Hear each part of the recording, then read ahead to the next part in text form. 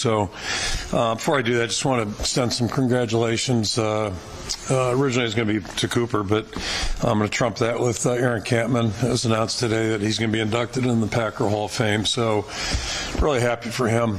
Tremendous player here, tremendous individual, and obviously had a great career in the NFL as well as at Iowa, and has gone on and done a lot of really neat things. He and his wife Lindy raising a beautiful family and coaching high school football and then doing some things in the private sector on top of it. So just really happy for him and pleased for that recognition for him. And then regarding Cooper, just happy to see him, the Bednarik semifinalist, and got a couple guys on different lists. So just really happy for the recognition for those guys. All tremendous people as well as really good players. So happy about that also, and see where that all goes here. So as far as the game against Saturday, just a really good team win. It was a total team victory. So happy about that. I think we showed growth and improvement in several areas, and basically every area, and just happy about that. Played penalty free, which is hard to do, and good clean football there, and came out of the game fairly healthy. So pretty good about that as well at this time of year. And just a little side note, coincidentally, or however you want to put it, but it's 2 out of 3 games right now that have been potentially impacted by the replay system, and I've got some feelings about that. I'm a little confused on what conclusive means, what the definition of that is, and just in terms, I thought, it seems like the spirit of the replay was just to correct obvious mistakes, but I always think about Marv Levy in that NFL clip. You guys are over-officious jerks, and I'm not calling anybody a jerk, but the over-officious part I think does fit.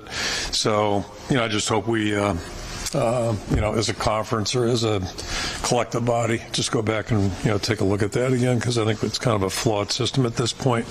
So enough on that. Moving to Illinois, captains are the same guys. We got Joe Evans, got Jay Higgins, and Logan Lee on defense, and then Luke Lachey will represent the offense. Injury-wise, we get Stylianos back. He should be healthy, back practicing now, and then I don't see Bo Stevens making it for sure, and then Deontay Vine's very unlikely, so we'll just see how that goes. But otherwise, I think everybody's got a chance on that. So, obviously, know Brett, Coach Bielema, know him very well, known him for a long, long time, and he was a player here when I was at the tail end of my time as an assistant. He's done a great job as an assistant, and he's had 3 head coaching jobs, and been very successful everywhere. And he's doing a great job at Illinois too. So they had a really good football team last year, and they come in here right now I think with a lot of momentum. They've won 3 out of their last 4 games, playing really well, and it's really an interesting situation where they not only have one, but they have 2 quarterbacks that are playing really well, and I think their team has great confidence in both those guys. Playmakers pretty much everywhere you look. Offensively, they got a really good group of receivers. Number 1's a highlight guy. Have a really talented back, very versatile. He got hurt, and a true freshman came in and did a great job there. And as I mentioned, 2 quarterbacks, and I think they got about 3 or 4 guys back on that offensive line. So they're a really good team that way. Defensively, most seasoned and very talented.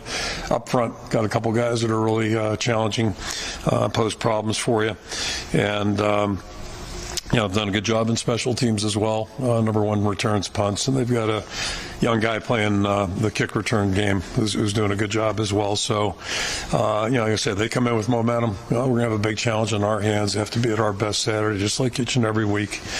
And then just a couple side notes here. It's senior day, and it's always kind of a bittersweet thing. I've got 20 guys, and I think if my breakdown's right, we have 4 6-year seniors, I think 12 fifth-year guys, I think it is, and then 4 fourth-year guys. So it's a good mix of guys, certainly good group of guys. And I think, when you look at senior day, one thing that always kind of jumps out, some guys are really well known. Obviously, Jay Higgins, go right down the list. There's some guys that are very well known.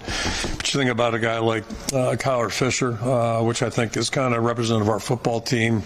Came here as a walk-on, pretty much unheralded. Kind of quiet, a little bit, I don't want to say shy, but bashful maybe, or not overly aggressive as a first-year player. but just kept gaining ground, kept working hard and gained confidence. And next thing you know, he's playing special teams, playing on our sub defenses, and has earned a starting role, and has just been a really good football player for us. And then off the field, does a great job in the classroom, just an exemplary citizen, and ended up being one of our Hawkeye Challenge captains, the out-of-season competition we do. And not only is he a captain, but one of our top point getters, which involves academic work, community service. I think he was in the top 5 with our community service hours, that type of thing. So the guy just does things right. He's a high-quality guy and has ended up being a really good football player. And I just bring that up because I think, you talk about building a team and having a team. It takes all kinds of guys. Not everybody's going to be Cooper DeJean, but you need guys like Kyler that just do a great job and keep improving with every turn. And so it's just, I say it's always tough. You're happy it's a celebration for great careers, but it's also tough to say goodbye to guys. Although in this case, we still have a lot of football left in front of us. So just throw that out. And then the other part of senior day is that parents, having a chance for them to be on the field, be recognized, and just appreciate the sacrifice, the support that they lend to their sons, and then also appreciate the fact they entrust us to work with their sons. So a lot of good things there. So that's a special day. And then last but not least, the kid captain this week, we got Cooper Estison, who's from North Liberty. Who's a healthy 9-year-old, all of a sudden started acting kind of lethargic, and what they discovered was he had leukemia. So he underwent some pretty aggressive treatment, including chemo, and fought that for a couple of years. Right now he's an 11-year-old 5th grader and doing really well. He's still getting treatment, but he's playing sports, playing outdoors. I guess he really enjoys art. So I know he's looking forward to being on the sideline waving up to the hospital, and it'd be great to have he and his family here. So like always, happy to have a kid captain with us. And last but not least, we'll turn our attention to Saturday. Hard to believe it's our last home game, but once the season gets going, it goes fast, and so that's kind of where we're at. So that I'll throw it out for questions. When you look at Illinois, their defensive tackle. I'm sorry, I'm forgetting on the rules here. Scott Docterman, the Athletic. It's for the audience at home. Now we have one. Didn't have one 10 years ago. Right. I wanted to ask you about... My brother's watching, I promise you. Is he? Yeah, I'm just guessing. Hi, Kirk's brother. Yeah. I wanted to ask you about the defensive tackle tandem at Illinois. Yeah. And, Keith Randolph's really good, but in particular, number 4, Johnny Newton, may be the best in college football. Mm-hmm. Not only what are the challenges, but how can you prevent him from just completely taking over the game? Yeah, our guys are going to have to be at their best, and he's typically into the boundary, so he'll play over both sides, left and right side.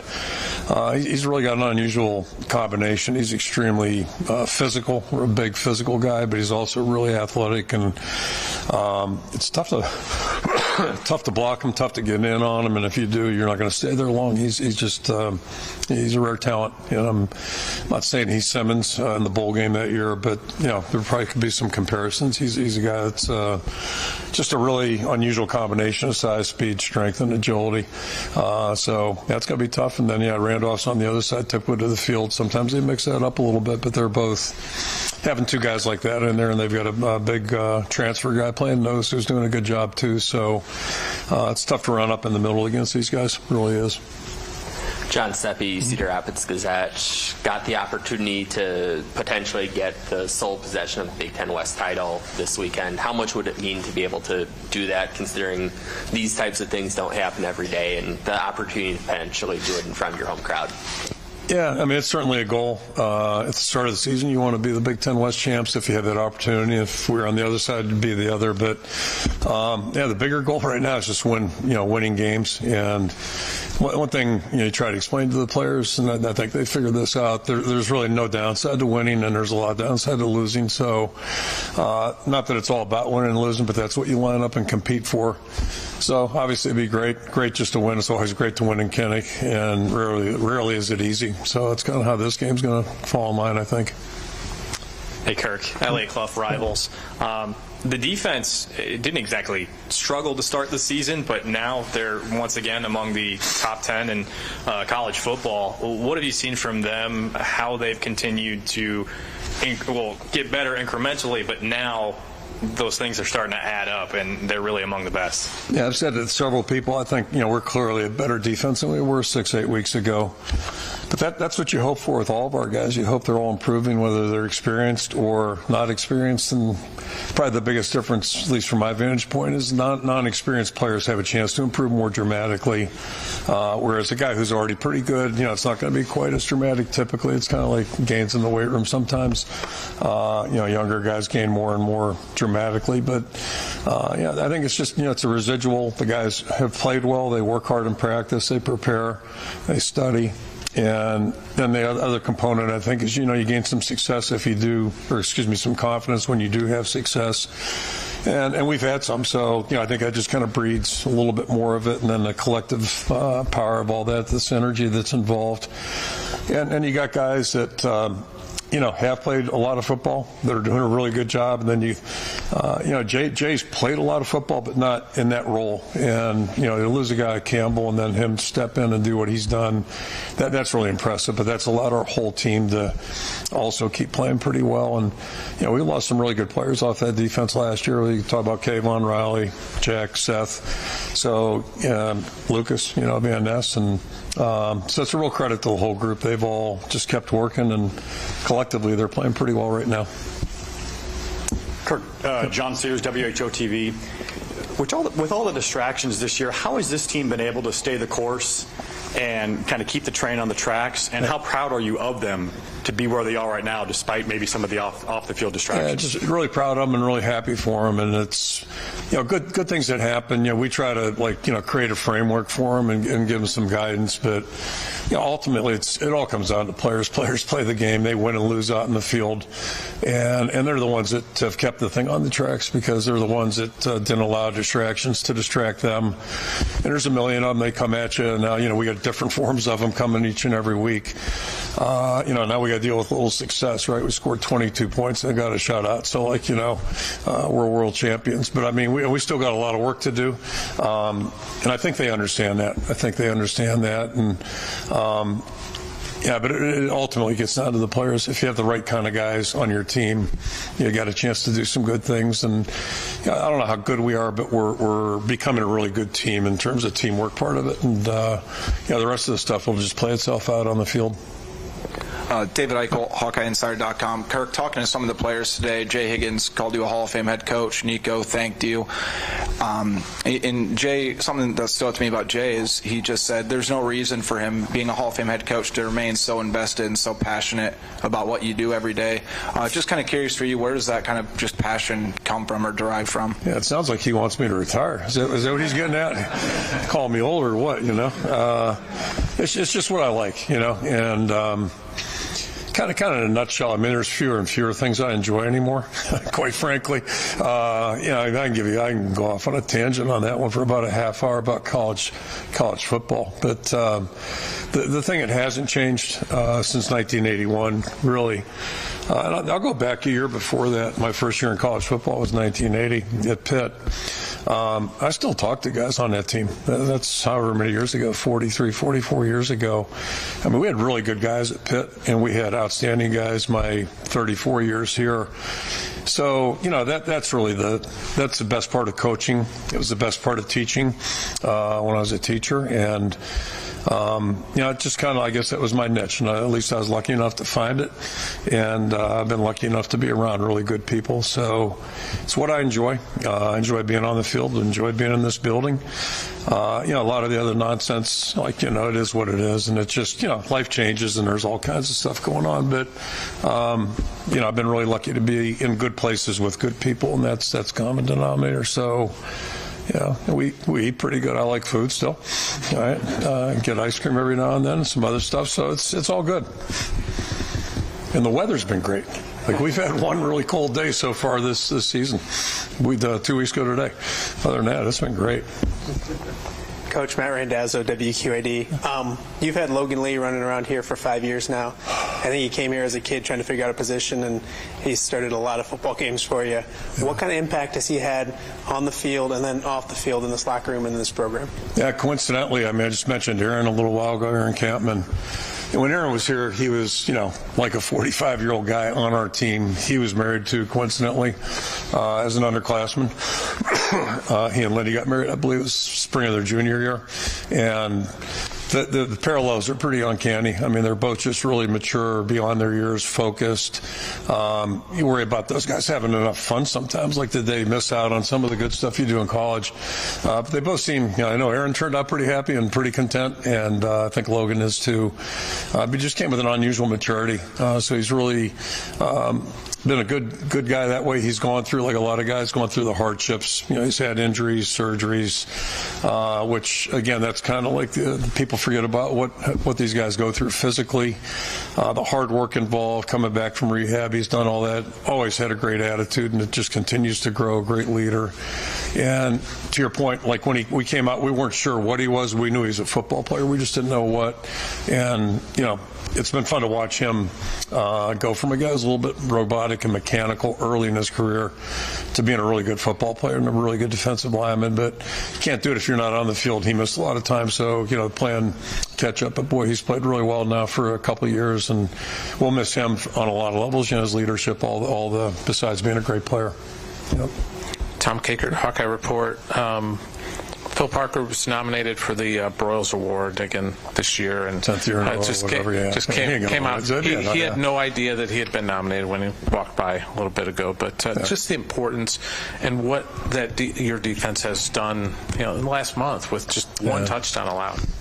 On that topic, I just tell Rita to hit the resend button from last year or the year before, and we won't win it because we're not, it is what it is. But he's done a great job coaching, and he's been here all 25 years. I appreciate that. He's had two jobs since he became a full-time coach, which I think says a lot about him and his career.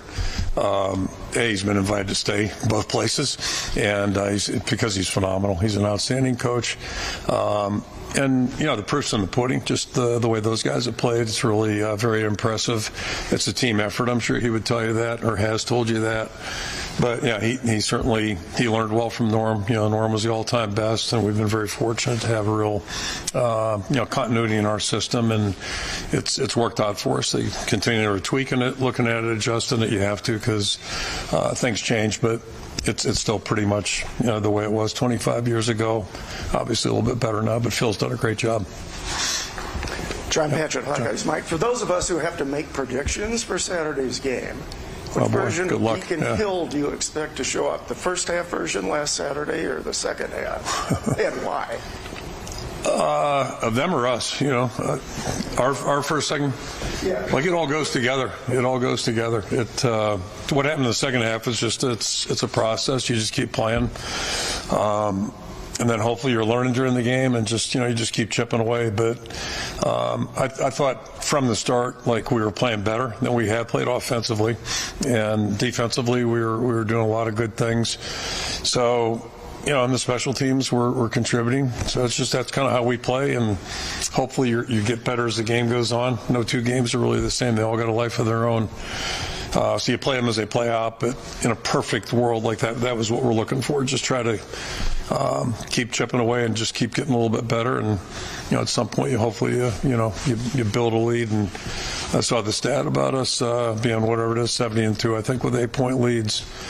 So it's better to play the lead, no question about it, and that's something we're always trying to do. But it's not, it's easier said than done sometimes.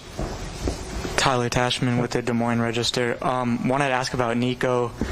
What all do you remember about him, like early in his time at Iowa? And are there just any kind of favorite stories or anything you can share about him? We liked him in high school, but then we encouraged him to do a year of PG, and he did that. Avon Old Farms. Who my running mate in college who actually went to Avon Old Farms, a great lacrosse player guy named Jeff Brown. So Nico went there, and then we recruited him. Since he's been here, he's been fantastic. He's really done a good job. We probably should recruit him out of high school, quite frankly, in retrospect, but it's all worked out. And it seems like he's getting a little turbo boost here the last couple weeks. He's got a little, looks like the 22-year-old Nico instead of the 28-year-old. But anyway, no, he's just a great guy. He's got a great personality. Just He's a great guy, and I think our season tickets have increased dramatically since he joined our team. I think he has an entourage, like 50 people, 60 people come out here every game. It's crazy. So he's pretty popular at home, too. And his dad was if you talk to the former baseball coach at UConn, there are 2 people on his all-time favorite list, and Nico's dad was one of them. He's a catcher and just a tough, competitive guy. And I think Nico certainly fits in that. He's done a great job for us. Yep. Mitch Vick from KGAN. Is Noah going to get to go through senior day at all? Does he have any role? Yeah, absolutely. He's more than earned that. And, I did my little 3-minute, documentary today on the Big Ten Network about that whole situation. So I'll probably just keep my mouth shut. But it's, he is so respected by everybody in this building. And, again, I'm not minimizing speeding tickets, but that's really what this thing was the equivalent of. So, yeah. Tough. Yeah, I'm sorry. Yeah. Sorry, Coach. Owen Sebring, KGN. Sounds like from talking to Tory Taylor today, this is probably going to be his last game that he plays at Kinnick Stadium. I'd just be curious to hear maybe some of your first experiences when you first met Tory and what he's meant to the program. I know he's approaching the all-time punts record. He's going to pass Jake and Baker here pretty soon. So what's he meant to this team? What's it going to be like trying to replace a kid like that? Yeah, it's his story is so unusual, and it puts a smile on my face because, talking about the ills of college football right now, he was the anti-story of that. When he got here, I remember pulling up to Purdue, and there was nobody on the sidewalks, kind of weird. It was like a high school scrimmage. Big Ten game, there's nobody there. And like, whoa, okay, science fiction movie. His first game ever, and he was just so naive to college football, American college football. It was kind of refreshing, actually, so it was kind of neat. He's become Americanized now. He's part of the pack here, but just to watch his evolution, he was obviously talented then, had raw ability and talent. And the one thing about him this year that really I'll never forget, I think, is just the way he's practiced. Like he's a real craftsman now. So he went from a guy who kicked the ball, that's what he did forever, grew up doing that, putting the ball and all that stuff. But now he is like just he has such clear focus and intent every time he's out there at practice, and he's really practiced at a high level. And I know he had a so-so game 2 weeks ago. But I told him afterwards, I said, I'm just so confident you're going to come right back, because you watch a guy every day, and that's maturity, that's experience, that's really putting things in the bank and using them to your advantage. So, it's a real credit to him. He's really learned how to be a real focused,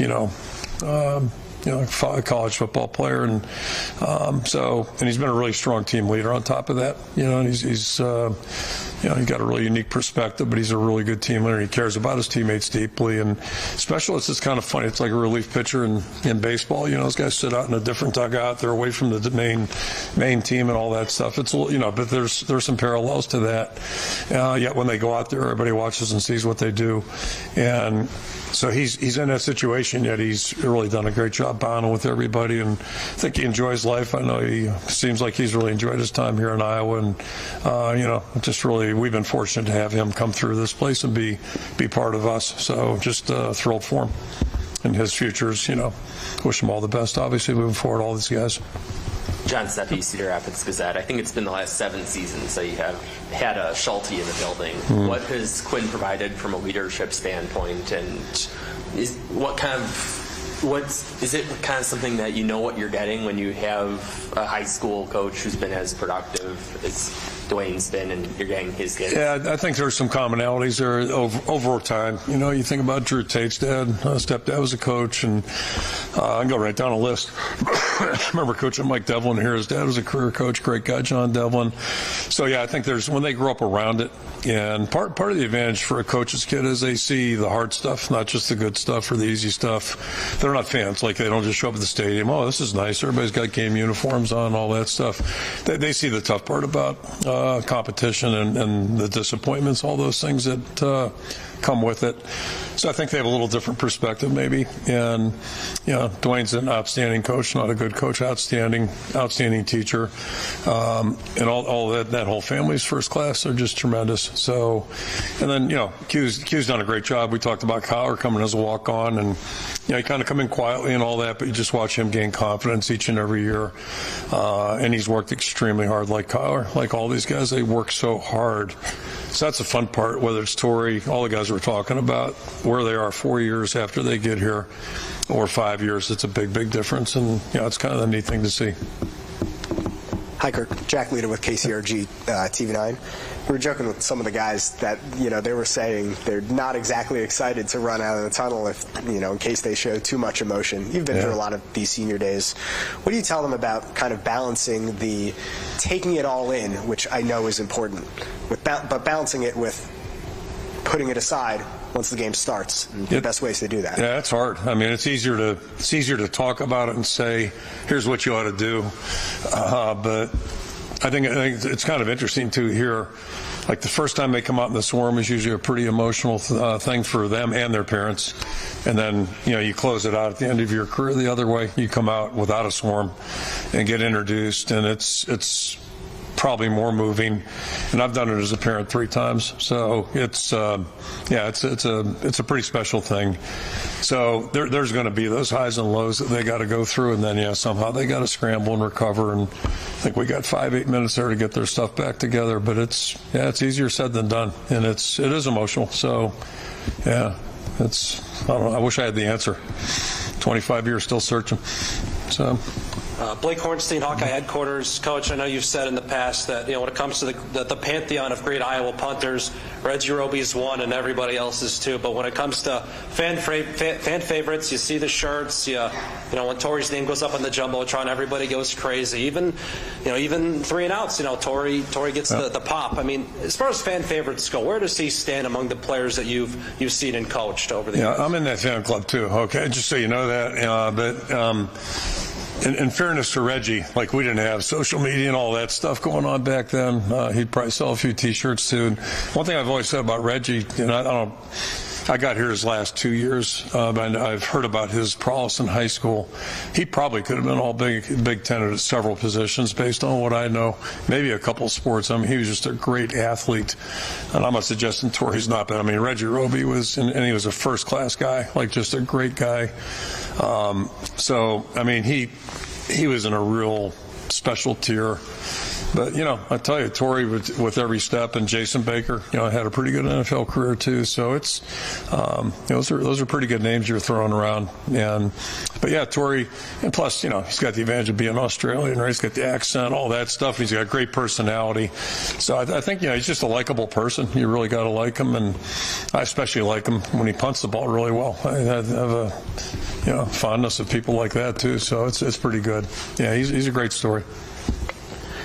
I'll go back to, I think, whatever the technicality was, he couldn't, collect money whenever it was a year ago, and donated it to a really, really worthy cause, with the heartbeat deal. So, I think that tells a little about the kid too, just how he's wired, how he's been raised. He's got a great family, and, so it's a pretty special thing. Any more questions? Usually starts at home. Yeah, it usually starts at home. I don't know whether or not to combine them, but they'd be too different here, but I'll start with this one. With Joe Evans is another great story. You've built your career on great stories like that, as much as anything. Walk on, quarterback, switches to defensive end, beats out some scholarship guys to become your start, and then it works his way up to being a team captain, almost a lot like Brett Bielema in some ways. Yeah. But when you look at Joe Evans, is he the type of story that you can share with guys yet to come here because of the way he's worked his way and then become, really important player for you? Absolutely. And I think he's really representative of the kind of guys we're looking for. I remember when he did come, and first you hear about him in meetings, and then he comes in and all that. You meet the guy, and it comes from a great family. His dad's an educator, great family, and but I'm thinking to myself, okay, so what are we going to do with this guy? Linebacker, quarterback, he's not very tall, all that stuff. until you see him on the field. And the first time you see this guy on the field, he is going 100 miles an hour, just had great tempo. And it's kind of funny because when he showed up the first time, I looked at him like he was a 6-foot guy. And now when I stand around him, I'm looking at him going, I think he might be 6'4", but a lot of that's just perception because of the way he's had a career. And for the record, he's obviously taller than I am. So, I thought he was shorter than me. But as he kept playing, he kept going. And so he's not as small as maybe I thought 6 years ago. But the guy he's got such a motor, such an attitude, and there's so much to be said for that. And I think that's his best attribute. And when he's out there, he just goes hard, goes hard. And I'm thinking about Campman right now. Matthews is going in with him, and there's another guy who just went hard. Sometimes players outplay their size, they outplay their dimensions, their measurables, and we've done well with those guys. So, and then him coming back last year, that was just it was a really good deal for us, obviously, and I think it was a good deal for him. I'm glad he came to that decision.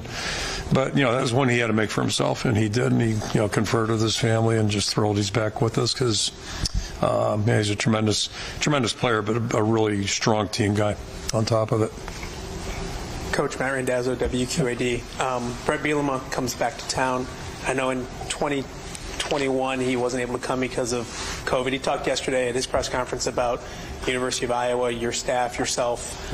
What have you seen with what he's done at Illinois? Your thoughts from the outside looking in, what he's doing, and then obviously someone you're very familiar with and have a lot of fondness with as well. You're just talking about Joe Evans, who came as a walk-on, and Brett came as a walk-on, ends up being a captain. He and Mike Devlin in '92. So again, that doesn't happen by accident. You don't fall into that. It's hard work, it's attitude, all those things, and I think that's what we've seen him in his career too. I don't think any of us that know Brett from the late 80s, early 90s, or from the early part of his coaching career would really be surprised what he's done. Wisconsin, Arkansas now, what he's doing at Illinois. So he's always been serious about this. He's been inquisitive. He works really hard, just like he did as a player, and those things have carried over in his coaching career certainly. So just happy for his success, and hope he doesn't have any this weekend. But after that, have at it, all for it. Tom Kakert, Hawkeye Report. Some of the guys that are going to be taking part of that could come back next year. Yeah. I know you tend to, it's probably a December conversation, but what are those like, and how much do you, some of it is NIL related these days too, and how's that process work? Yeah, I think it's, You're right on everything you just said. There are numerous guys that are capable of coming back. I think this is the last year of the COVID Derby, but anyway, so the couple of guys have that option, and we'll talk to them about it and encourage them. But ultimately, it's got to be their decision. I'll cite Riley Moss. It's not the same discussion, but it kind of is. He had a chance to come out after the Citrus Bowl, and I thought for sure he would. He chose to come back. But the one component to that is I always tell the guys, don't come back if you want us to kiss your ass every day, because we're not doing that. We're going to coach you and work with you just like we have, since you've been here. And I bring Riley up because, you kind of in the back of your mind, you worry about that when a guy comes back. Is this guy looking for, pats on the back every day and all that stuff? But the thing I'll never forget, Riley was the first guy out there in the spring, just worked his tail off. He had an unbelievably good spring, and then obviously had a great fall last year. So he used that year to his benefit. Not everybody's going to go to the NFL. He did, but the reason you come back is to be at your best. Joe Evans the same way. Joe, I think he wanted to be a captain. I think it was a goal of his. I couldn't guarantee it to him, but obviously the odds went up with Campbell and some of those guys graduating. But as long as they're coming back for the right reasons, then obviously we'd love to have them back. But we're not going to sell them. We're not going to, try to pitch anything to them, and just hope they'd want to come back. But if they move on, then we're with them on that too. That's you don't want guys on the team that aren't here, heart and soul. It just doesn't work out very well. Yep. Okay, thank you.